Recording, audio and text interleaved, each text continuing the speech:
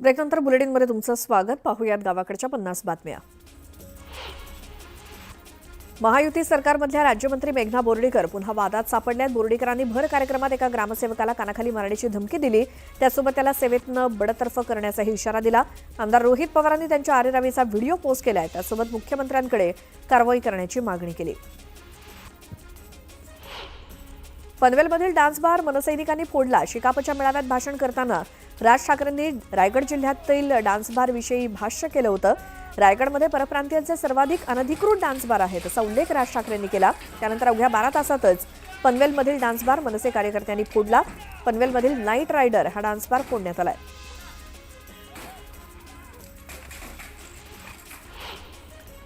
मुख्यमंत्री देवेंद्र फडणवीस आज अमरावतीच्या मोर्शी शहराच्या दौऱ्यावरती आहेत. मोर्शीमध्ये उभारण्यात येणाऱ्या शासकीय मत्स्य विज्ञान महाविद्यालयाचा मुख्यमंत्री देवेंद्र फडणवीस यांच्या हस्ते भूमिपूजन होणार आहे.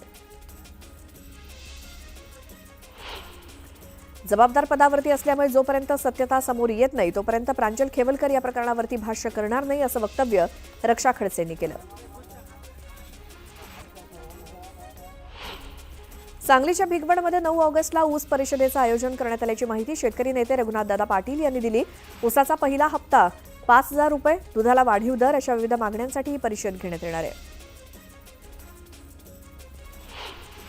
जळगाव जिल्ह्यातील रावेर तालुक्याच्या सातपुड्याच्या पर्वतरांगांमध्ये असलेल्या पाल शिवारात आदिवासी शेतकऱ्यांना 1975 मध्ये मिळालेल्या इनामी जमीन धरण बांधण्याच्या नावाखाली 2003 मध्ये वनविभागानं घेतल्या. त्यामुळे आदिवासी शेतकरी भूमिहीन झाले. ताब्यात घेण्यात आलेल्या जमिनीवरती कुठलीही धरण बांधलेलं नसताना आपल्या जमिनी परत मिळाव्यात यासाठी गेल्या 20 वर्षांपासून भूमिहीन झालेले आदिवासी शेतकरी संघर्ष करतायत. म्हसळा शहरामध्ये मोकाट, कुत्रे, गायी, गुरं, जनावरं यानंतर आता घोड्यांच्या वावरामुळे शहरातील वाहन चालक आणि पादचारी त्रस्त झालेत. सध्या पावसाळा सुरू आहे. घोडेमालकांच्या हाताला काम नाहीये. त्यामुळे घोडेमालकांनी आपल्या ताब्यातल्या घोड्यांना मोकाट सोडलाय. मोकाट घोड्यांमुळे अपघातांचा धोका वाढलाय. सांगलीच्या वाळवा तालुक्यातील कुंडलवाडी इथे जुन्या वारातनं एका व्यक्तीची हत्या करण्यात आली. चाकूनं भुसकून हत्या करण्यात आली असून आरोपी विरोधात गुन्हा दाखल झालाय. नाशिकच्या बळी मंदिरातील पारायणाला जाण्यासाठी निघालेल्या एका वृद्ध महिलेला भरधाव ट्रकनं चिरडलं. यात महिलेचा जागीच मृत्यू झालाय. तर अपघातानंतर ट्रक चालकानं पळ काढला असून पोलिसांकडून त्याचा शोध सुरू आहे. खासगी क्लासेसमध्ये बेंचवरती बसण्यावरून झालेल्या वादात एका शाळकरी मुलाची हत्या करण्यात आल्याची धक्कादायक घटना नाशिकच्या सातपूर भागात घडली. वादानंतर 2 अल्पवयीन मुलांनी त्याला मारहाण केली असून यात त्याचा मृत्यू झाला. पोलिसांनी दोन्ही आरोपींना ताब्यात घेतलंय. चाळीसगाव पोलिसांनी आंतरराष्ट्रीय ड्रग्ज रॅकेटचा पर्दाफाश केला. 24 जुलै रोजी नाकाबंदी दरम्यान एका कारमधून पोलिसांनी तब्बल 64 कोटी 90 लाख रुपये किमतीचं अॅम्फेटामाइन ड्रग्ज जप्त केलं होतं. या ड्रग्ज प्रकरणातील मुख्य सूत्रधाराला पोलिसांनी तामिळनाडूतल्या नागापट्टम जिल्ह्यातील विलुंदामावाडी इथून अटक केली. न्यायालयाच्या निर्देशानुसार मुंबईतील कबुतरखान्यांवरती प्रशासनानं कारवाईला सुरुवात केली. पालिका पथकानं दादरमधल्या कबुतरखान्यावरती शेड लावली आहे. तर कबुतरांना खाद्य देणाऱ्यांवरती दंडात्मक कारवाई करण्यात येणार आहे. पिंपरी चिंचवड शहरातील वाढत्या वाहतूक कोंडीच्या पार्श्वभूमीवर पोलिसांनी शहरात प्रवेश करणाऱ्या अवजड वाहनांच्या वेळेत 2 तासांनी वाढ केली. यापूर्वी सकाळी 8 ते 11 आणि संध्याकाळी 5 ते 9 या वेळेत वाहनांना प्रवेशास मनाई होती.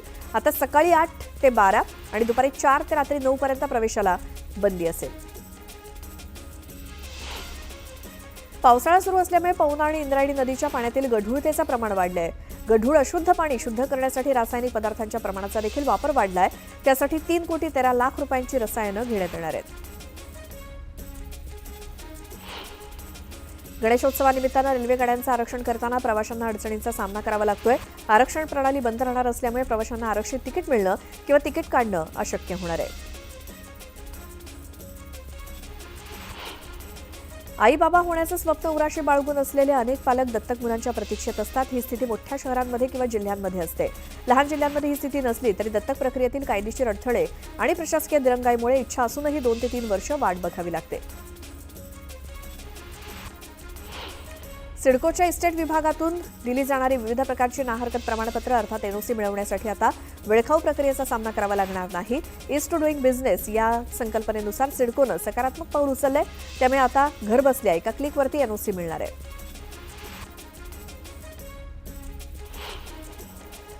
मध्य रेल्वेवर 15 डब्यांच्या लोकल वाढवण्याचा निर्णय रेल्वे प्रशासनानं घेतला असून त्यासाठी सीएसएमटी स्थानकातील फलाट क्रमांक 5 आणि 2 ची लांबी वाढवण्यात येणार आहे. हे काम डिसेंबर 2025 पर्यंत पूर्ण करण्याचं लक्ष्य आहे.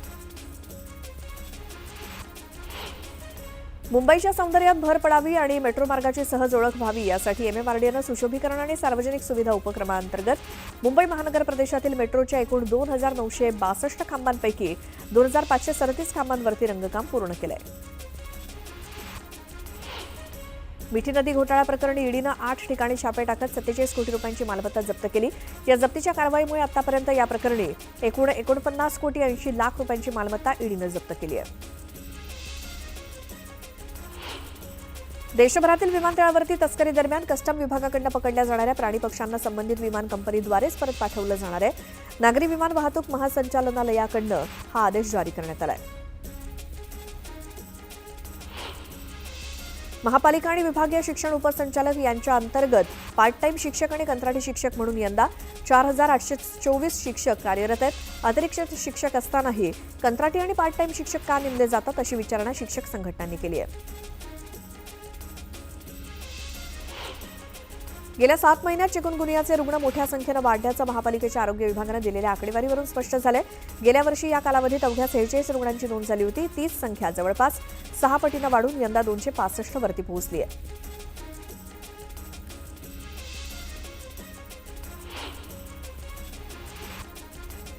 श्वानांच्या चाव्यामुळे होणाऱ्या रेबीज या प्राणघातक रोगापासून बचावाच्या उद्देशानं मुंबई महानगरपालिकेच्या वतीनं सातत्यानं पल्स अँटी रेबीज लसीकरण मोहीम राबवली जाते. मात्र केवळ मोहीम हाती घेऊन यश येणार नाही तर भटक्या श्वानांच्या संख्येवर सुद्धा नियंत्रण आणलं पाहिजे. याकडे मुंबईकरांनी लक्ष वेधलं पाहिजे असं आवाहन करण्यात आलंय. या सगळ्या बातम्यांसह या बुलेटिनमध्ये मी इथेच थांबते. लगेच पुढच्या बुलेटिनमध्ये तुमच्या सोबत असेल माझी सहकारी प्राची. ब्रेक नंतर आपलं पुन्हा एकदा स्वागत. उर्वरित बातम्या पाहूयात. तिन्ही रेल्वे मार्गांवर रविवारी मेगा ब्लॉक घेण्यात आलेला आहे. देखभाल दुरुस्तीच्या कामाकरता मध्य हार्बर आणि पश्चिम मार्गावर हा ब्लॉक असेल. तर या ब्लॉकमुळे तिन्ही मार्गावरील लोकल सेवेवर परिणाम होणार आहे. लोकल गाड्यांच्या नियमित वेळांमध्ये बदल केले जाणार आहे. ट्रान्स हार्बर आणि उरण मार्गावरील रेल्वे सेवा या काळात कोणत्याही व्यत्ययाशिवाय नियमित वेळापत्रकानुसार धावतील. मध्य रेल्वेवर 15 डब्यांच्या लोकल वाढवण्याचा निर्णय रेल्वे प्रशासनानं घेतला असून त्यासाठी सीएसएमटी स्थानकातील फलाट क्रमांक 5 आणि 2 ची लांबी वाढवण्यात येणार असून हे काम डिसेंबर 2025 पर्यंत पूर्ण करण्याचं लक्ष्य आहे. मुंबईच्या सौंदर्यात भर पडावी आणि मेट्रो मार्गाची सहज ओळख व्हावी यासाठी एमएमआरडीएनं सुशोभीकरण आणि सार्वजनिक सुविधा उपक्रमात मुंबई महानगर प्रदेशातील मेट्रोच्या एकूण 2962 खांबांपैकी 2537 खांबांवर रंगकाम पूर्ण केलंय. नवीन वंदे भारत आणि अमृत भारत रेल्वे दिव्यांगांच्या गरजा लक्षात घेऊन तयार करण्यात आलेल्या आहेत असं सरकारनं शुक्रवारी सांगितलंय. मिठी नदी घोटाळ्याप्रकरणी ईडीनं 8 ठिकाणी छापे टाकत 47 कोटी रुपयांची मालमत्ता जप्त केली आहे. या जप्तीच्या कारवाईमुळे आतापर्यंत या प्रकरणी एकूण 49 कोटी 80 लाख रुपयांची मालमत्ता ईडीनं जप्त केली आहे. कांजूर मार्ग डम्पिंग ग्राउंड संरक्षित वनक्षेत्र असल्यानं या जागेचा डम्पिंग ग्राउंडसाठी वापर करू नये. महापालिकेनं दुसरी जागा शोधावी असं उच्च न्यायालयानं सांगितलं होतं. अशातच सर्वोच्च न्यायालयानं उच्च न्यायालयाच्या निर्णयाला स्थगिती दिल्यानं पर्यावरणवाद्यांना मोठा धोका बसलाय. तर न्यायालयानं स्थगिती आदेश मागे घ्यावा म्हणून पुन्हा न्यायालयामध्ये धाव घेण्याचा निर्णय या मंडळानं घेतलाय.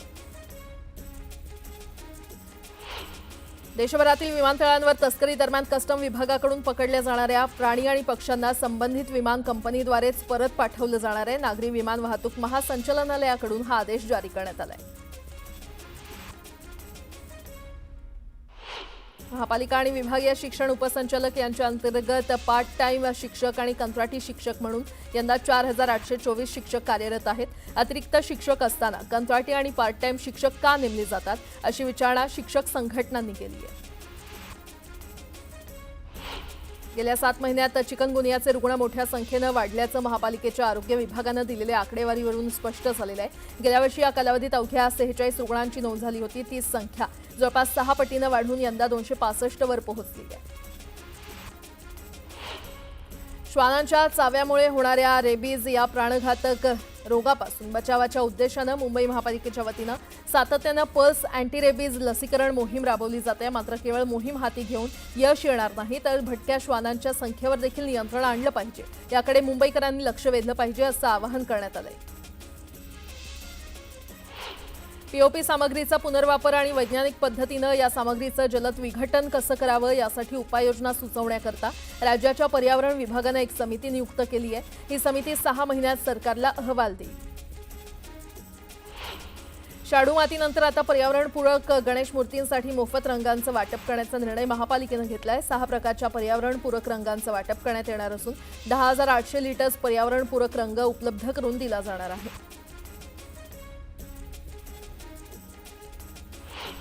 गुरुपौर्णिमेला दीडपट वाढलेले फुलांचे भाव श्रावणात देखील वाढतील अशी शक्यता होती. मात्र सध्या सरासरी 40 रुपये किलो दरानं फुलांची विक्री होते. त्यामुळे ग्राहकांना दिलासा मिळालाय. मात्र फुलांचे दर घटल्यानं शेतकऱ्यांचं नुकसान झालंय.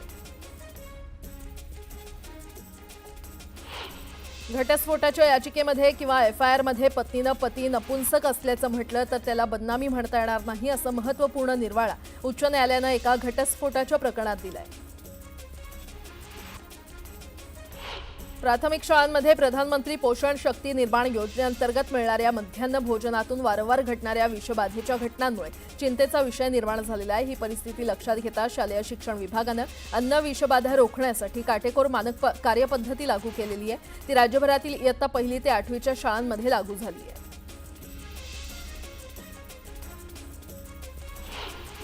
जिल्हा वार्षिक योजनेअंतर्गत दरवर्षी सर्व जिल्ह्यांना कोट्यवधी रुपये हे विविध विकास कामांसाठी दिले जातात. डीपीसीच्या या निधीवर वॉच ठेवण्यासाठी आता विविध उपाय केले जाणार असून त्यासंबंधीचा शासन निर्णय जारी करण्यात आलाय. प्रत्येक 3 महिन्यांनी सरकार जिल्हाधिकाऱ्यांकडून अहवाल घेणार आहे. ITIमध्ये यंदाही इलेक्ट्रिशियन आणि फिटर या पारंपरिक कोर्सेसना सर्वाधिक पसंती मिळाल्याचं स्पष्ट झालंय. अद्यापही 2 फेऱ्या शिल्लक असल्यानं एकूण प्रवेश संख्या आणखी वाढण्याची शक्यता आहे आणि आतापर्यंत एकूण 81,115 विद्यार्थ्यांचे प्रवेश निश्चित झाले. 11वी प्रवेशात ज्या विद्यार्थ्यांना अद्याप प्रवेश मिळालेला नाही किंवा ज्यांना मिळालेल्या प्रवेशात बदल करायचा आहे अशांना आता 4 फेऱ्यांनंतर सर्वांसाठी खुला प्रवेश फेरी होणार आहे. या फेरीमध्ये ज्या महाविद्यालयांमध्ये जागा रिक्त असतील अशा महाविद्यालयामध्ये विद्यार्थ्यांना प्रवेश घेण्याची संधी मिळणार आहे. भारत जगातील 3ऱ्या क्रमांकाची अर्थव्यवस्था बनवण्याच्या मार्गावर आहे. जागतिक अर्थव्यवस्थेतील अस्थिरता आणि अनिश्चिततेच्या पार्श्वभूमीवर भारतानं स्वतःच्या आर्थिक हित प्राधान्याबाबत सतर्क राहिलं पाहिजे आणि भारतीयांनी स्वदेशी उत्पादनं वापरण्यावर अधिक भर द्यावा असा आग्रह पंतप्रधान नरेंद्र मोदी यांनी केलाय. भारत निवडणूक आयोगानं मतदान केंद्रस्तरीय अधिकारी म्हणजेच BLO यांचं वार्षिक मानधन दुप्पट करण्याचा तसंच BLO पर्यवेक्षकांचं मानधन वाढवण्याचा निर्णय घेतलाय. याविषयी किंवा याशिवाय मतदार नोंदणी अधिकारी आणि सहाय्यक मतदार नोंदणी अधिकारी यांना प्रथमच मानधन देण्यात येणार आहे.